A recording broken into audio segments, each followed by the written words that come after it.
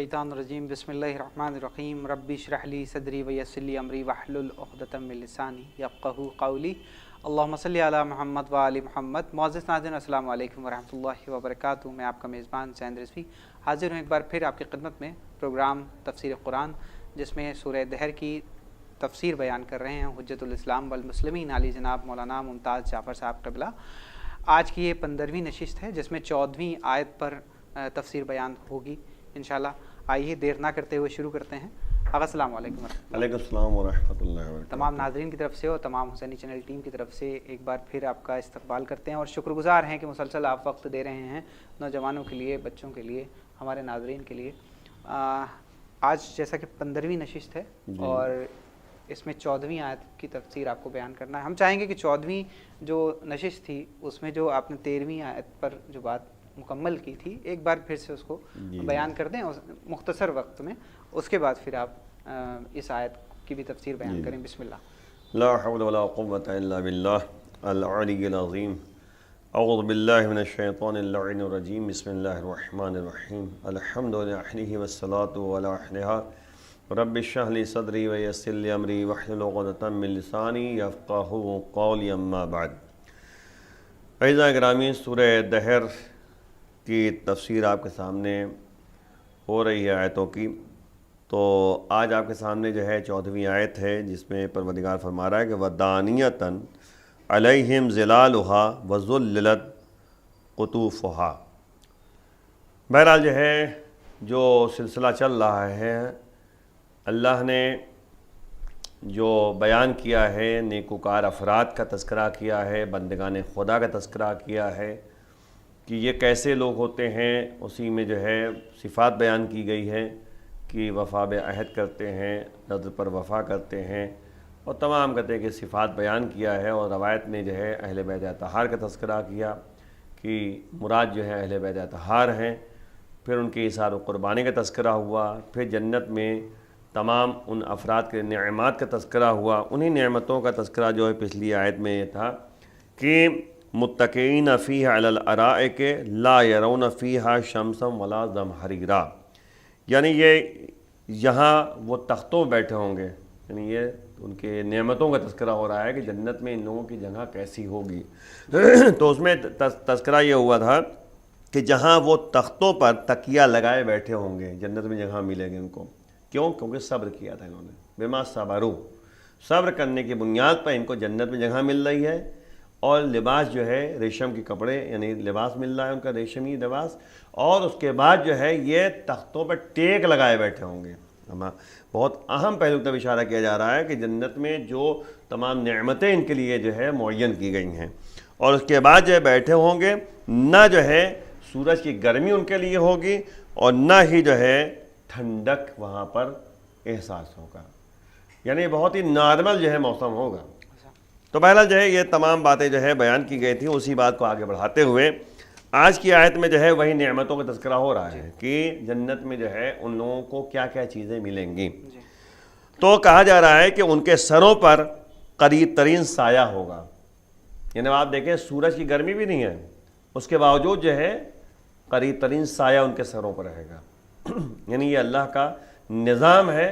और ये बताया जा रहा है कि जैसे यहाँ पर जो है धूप की गर्मी में इंसान तबिश में परेशान रहता है तो साया ढूंढता है, तो अल्लाह ताला जो है वहाँ पर साया पहले से मुकर्रर कर रखेगा। उनके सरों पर जो है करीब तरीन साया होगा और मेवे बिल्कुल उनके इख्तियार में दे दिए जाएंगे।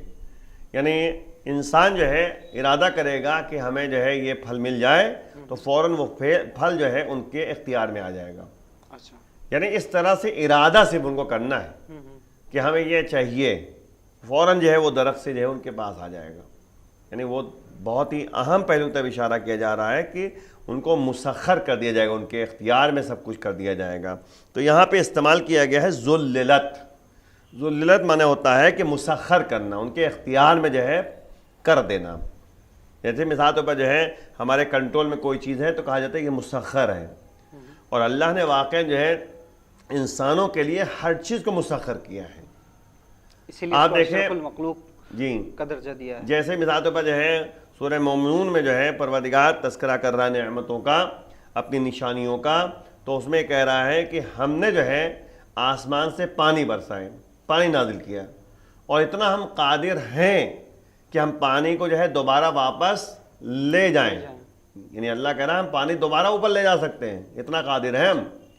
لیکن ہم پانی اتنا جو ہے زمین پہ برسا دیتے ہیں کہ نہ لوگ جو ہے اس میں غرق ہونے پائیں اور نہ ہی جو ہے پیاسے رہنے پائیں.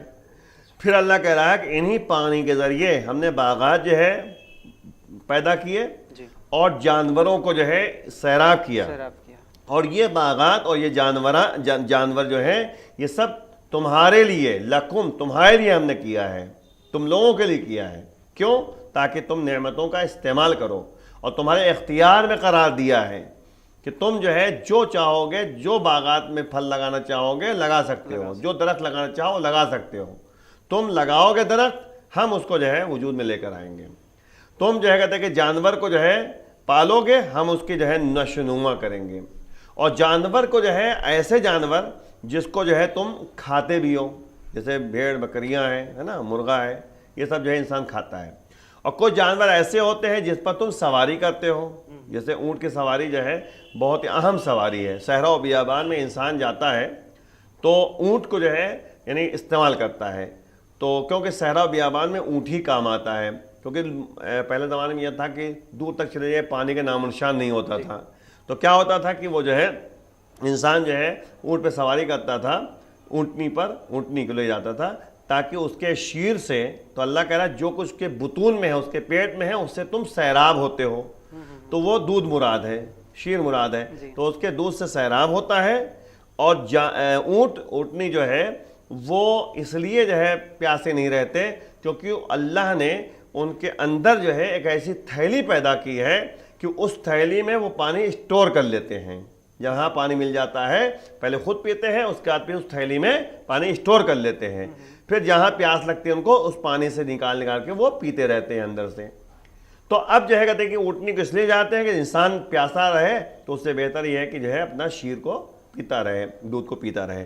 تو یہ جو ہے اللہ کی نعمت ہے. اسی لیے اللہ نے کہا ہے کہ الی السماء کیف رفعت، تم دیکھو تو صحیح کہ آسمان کو کیسے ہم نے روک رکھا ہے، کیسے ہم نے روکا ہے. اور اس کے بعد الی الابل کیف خلقت، تم اونٹوں کو دیکھو کہ ہم نے اونٹ کو پیدا کیسے کیا ہے. یہ تم دیکھو خلق کیسے کیا گیا ہے. یعنی اونٹ کی ایک خاصیت بہت زیادہ ہے. تو اب آپ دیکھیے اس دن میں نے کہا تھا کہ مسخر کرنا کنٹرول. ایک 10 سال کا بچہ بھی جو ہے اونٹ کو کنٹرول کر لیتا ہے. ایک جو ہے 10 سال کا بچہ جو ہے ہاتھی پر سوار ہے، نہ ہاتھی کا لگام اس کے پاس ہے نہ کچھ، پورا ہاتھی جو ہے اس نے کنٹرول کر رکھا ہے. کیوں؟ کیونکہ اللہ جو ہے جانوروں میں ایک ایسی چیز پیدا کر دیتا ہے کہ وہ جانور یہ سمجھتے ہیں کہ انسان زیادہ قوی ہے، میں بہت ہی کمزور ہوں. ورنہ جو ہے آپ دیکھیے کہ ایک موقع یہ بھی آتا ہے کہ شیر کو انسان کنٹرول کر لیتا ہے، شیر کو کنٹرول کر لیتا ہے اپنے ہاتھ میں. تو مطلب وہی کہ مسخر اسی کہتے ہیں. تو وہی جیسے مسخر دنیا میں اللہ نے جو ہے اس کے اختیار میں کر رکھا ہے، ویسے جو ہے جنت میں بھی جو ہے انسان کے اختیار میں جو ہے بہت سی چیزیں کر دے گا. کہ جو انسان بیٹھا رہے گا گاؤں تکیے پہ یعنی تیگ لگائے بیٹھا رہے گا، اور اس کا ان کے سروں پہ جو ہے ایک سایہ رہے گا، قریب ترین سایہ رہے گا. اس کے بعد جو ہے پروردگار کہہ رہا ہے کہ ہم جو ہے دیکھیں ان کو ان کے لیے اختیار میں اور مسخر کر دیا ہے، چیزوں کے اختیار میں قرار دیا ہے اور چیزوں کو تسخیر کر دیا ہے. تسخیر معنی ہوتا ہے ایک کنٹرول میں، ہمارے اشارے پہ کام کرنا، یہ ہوتا ہے. جیسے بتا کہ اونٹ کو جو ہے رسی باندھ دیا تو بس اشارہ وہ اونٹ سمجھ رہا ہے. ایک 10 سال کا بچہ رسی صرف کہتے کہ اپنے ساتھ لے کے جا رہا ہے، ورنہ اگر یعنی اونٹ چاہے تو وہیں رک جائے، کھڑا ہو جائے. اور 10 سال کا بچہ کھینچتا بھی رہے گا لیکن اونٹ کو کھسکا نہیں پائے گا. لیکن اللہ نے ایسا نظام بنا دیا ہے کہ وہ اونٹ سمجھتا ہے کہ ہم اس کے پیچھے بھی مجھے جانا ہے. یعنی یہ بہت ہی اہم پہلو ہے. تو اللہ نے ہر چیز کو انسان کے لیے مسخر کر دیا. سبحان الذی سخر لنا، یعنی پاک و پاکیزہ وہ ذات ہے جس نے ہمارے لیے مسخر کر دیا تمام چیزوں کو. تو ہر چیز انسان کے اختیار میں، اور اتنا اختیار میں ہے کہ سورج بھی جو ہے انسان کے اختیار میں ہے. کیوں؟ مولا کائنات نے سورج کو پلٹایا نہیں پلٹایا؟ تو مسخر ہے نا، کنٹرول میں ہے. جی مولا کائنات نے سورج کو پلٹایا تو اب یہ بھی دکھایا اللہ نے کہ دیکھو سورج بھی تمہارے کنٹرول میں ہے، مولا کائنات کے کنٹرول میں. چاند کے 2 ٹکڑے کر دیے، یہیں سے اشارہ کر دیا. زہرہ ستارہ جو ہے دیکھیے در پہ آ گیا، تو اختیار میں آیا نہیں آیا، در سیدہ پہ آ گیا، اختیار ہے، دکھایا جا رہا ہے. تو مطلب وہی کہہ رہے ہیں مسخر اسے کہتے ہیں، کنٹرول میں ہے۔ تو اللہ نے انسانوں کے کنٹرول میں بہت سی چیزوں کو رکھا ہے، اور کچھ چیزیں ایسی ہوتی ہیں جو انسان اگر واقعا اللہ کی اطاعت کرے گا تو انسان کے اختیار میں آ جائے گا۔ تو اللہ یہ تو کہہ رہا ہے کہ آتے نہیں، تم میری اطاعت کرو، میں تمہیں جو ہے اپنا مثل بنا دوں گا، اپنی صفات کا مظہر بنا دوں گا۔ اللہ کہتا ہے کن فیکون، تو انسان بھی کہے گا کن فیکون۔ انسان نے اگر اشارہ کر دیا وہ چیز جو ہے کہتے کہ بن جائے گی۔ جیسے ایک دفعہ کا واقعہ ہے کہ ایک شخص تھا اللہ والا، وہ جو ہے کہتے کہ کھیت میں پھڑوے سے کھود رہا تھا، تو ادھر سے جو ہے ایک یہودی گزرا، تو اس یہودی نے جو ہے کہا کہ تمہارے دین کی حقانیت کیا ہے؟ میرے دین کی حقانیت یہ ہے کہ موسیٰ جو ہے عصا پھینکتے تھے اژدہا بن جاتا تھا، میرے دین کی حقانیت یہ ہے۔ تو اس نے کہا اچھا تم میرے دین کی حقانیت دیکھنا چاہتے ہو؟ تو اس نے پھوڑا اٹھا کے یوں پھینک دیا، جیسے ہی پھینکا وہ اژدہا بن گیا۔ کہا دیکھ لو حقانیت تمہیں۔ پھر وہ اژدہے کو پکڑ لیا، پھر پھوڑا بن گیا۔ تب آپ دیکھیے کتنا اختیار میں اس کو کرا دیا، نہیں کرا دیا۔ اسی طریقے سے جو ہے ایک عالم دین اپنا امامہ اٹھا کے یوں پھینکا، اژدہا بن گیا، پھر پکڑ لیا، امامہ بن گیا۔ تو مطلب یہ سب اختیارات انسان کے پاس کب ہے؟ جب اللہ کے اطاعت کرے گا۔ کچھ چیزیں جو ہیں انسان اللہ کے اطاعت کے بعد حاصل کرتا ہے، اور ویسے جو ہے عام طور پہ جو ہے تکوینی چیزیں جو ہے جیسے جانور اس کے اختیار میں قرار دیا، ہر کوئی جو چاہے گا وہ مسخر کر سکتا ہے، کنٹرول کر سکتا ہے۔ یہ تمام چیزیں بہرحال ہے۔ اب جلدی صاحب کے سامنے بہرحال وقت زیادہ نہ نکلے، تو یہاں ذللت مانے ہوتا ہے مسخر، زیر اختیار بنا دینا۔ تو اللہ جو ہے جنت میں انسان کے اختیار میں ہر چیزوں کو قرار دے گا، جو چاہے گا وہ اس کے بعد۔ آیت کا مفہوم جو ہے وہ یہ ہے کہ اگر انسان دنیا میں بھی چاہے تو وہ اس طریقے سے بن سکتا ہے آرام سے۔ آپ نے بیان کیا، ظاہر سی بات ہے، کیونکہ اللہ خود ہی کہہ رہا ہے، حدیث قدسی میں کہہ رہا ہے، اللہ سیدھے کہہ رہا ہے کہ عبدی اطعنی، اے میرے بندے میری اطاعت کر لے، اجعلک مثلی، میں تمہیں اپنا مثل بنا دوں گا۔ مثل مانے ہوتا ہے کہ جو ہماری صفتیں ہیں وہ تمہارے اندر پیدا ہو جائیں گی۔ یعنی میں اگر جو ہے کہتا ہوں کن فیکون تو تم بھی کہو گے کن فیکون، تو ہو جائے گا۔ جیسے مولا کائنات نے کیا کہ ایک زندہ آیا، اس کو کفن پہنا کے لے کر آئے تھے، نہیں آئے تھے، تو منافقین لے کر آئے تھے، مذاق اڑانا چاہ رہے تھے مولا کائنات کا کہ ایک امام ہو کر جو ہے وہ یہ نہیں سمجھ پا رہے ہیں۔ تو نتیجے میں جو ہے وہ مولا کائنات جب نماز پڑھا چکے تو منافقین جو ہے اپنا ایک دوسرے کو دیکھ کے ہنسنے لگے۔ تو مولا نے کہا بات کیا ہے؟ کہا کہ مولا آپ نے زندہ کی نماز پڑھائی۔ کہا دیکھو تو صحیح۔ اب جب کفن ہٹا کے دیکھا تو مردہ پایا، رونا پیٹنا شروع ہو گیا، ماں قدموں پہ گر گئی۔ کہا مولا یہ لوگ جو ہے ہمیں بہکا کے لے کے آئے تھے اور مجھ سے غلطی ہو گئی۔ مولا اٹھے، انہوں نے اشارہ کیا، وہ مردہ کھڑا ہو گیا۔ یعنی آپ دیکھیے اللہ نے اختیار دے دیا، اب اس کے نتیجے میں زندہ مردہ ہو گیا، مردہ زندہ ہو۔ تو یہ سب یعنی مظہر قرار پانا، اسی لیے جو ہے اہل بیت اطہار وہ اللہ کے صفات کے مظہر قرار پائیں۔ تو بندگان خدا میں بھی ایسے ہو سکتا ہے۔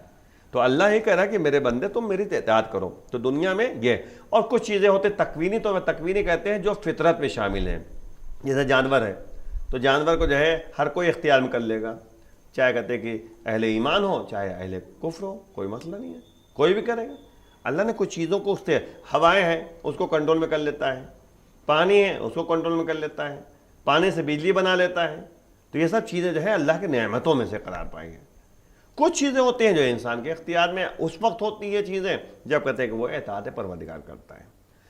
بہرحال تو اب یہاں پہ جو ہے ان کے لیے قطوف کہتے ہیں کہ چنے جانے والے پھل جو چنے جاتے ہیں، یعنی اس کو توڑے جاتے ہیں، میوے اور پھل جو منتخب کیے جاتے ہیں، تو اب جو منتخب کرے گا وہ فوراً اس کے اختیار میں قرار دے دیا جائے گا۔